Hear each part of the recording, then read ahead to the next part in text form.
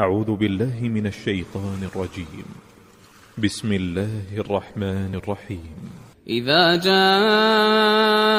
المنافقون قالوا نشهد إنك لرسول الله والله يعلم إنك لرسوله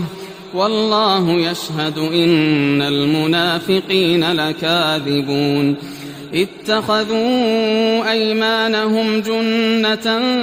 فصدوا عن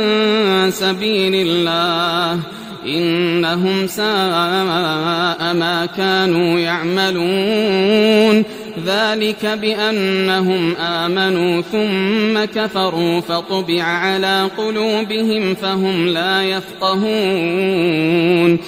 وإذا رأيتهم تعجبك أجسامهم وإن يقولوا تسمع لقولهم كأنهم خشب مسندة يحسبون كل صيحة عليهم هم العدو فاحذرهم قاتلهم الله أنى يؤفكون وإذا قيل لهم تعالوا يستغفر لكم رسول الله لووا رؤوسهم ورأيتهم يصدون وهم مستكبرون سواء عليهم أستغفرت لهم أم لم تستغفر لهم لن يغفر الله لهم إن الله لا يهدي القوم الفاسقين هم الذين يقولون لا تنفقوا على من عند رسول الله حتى ينفضوا ولله خزائن السماوات والأرض ولكن المنافقين لا يفقهون يقولون لئن رجعنا إلى المدينة ليخرجن الأعز منها الأذل ولله العزة ولرسوله وللمؤمنين ولكن المنافقين لا يعلمون يا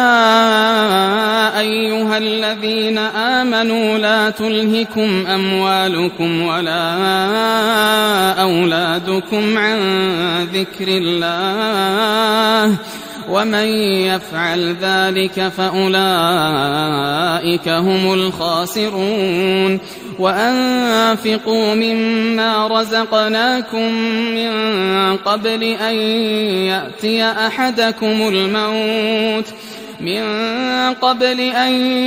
أحدكم الموت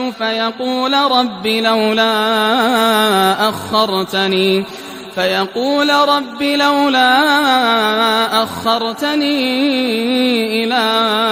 أجل قريب فأصدق وأكن من الصالحين ولن يؤخر الله نفسا إذا جاء أجلها والله خبير بما تعملون.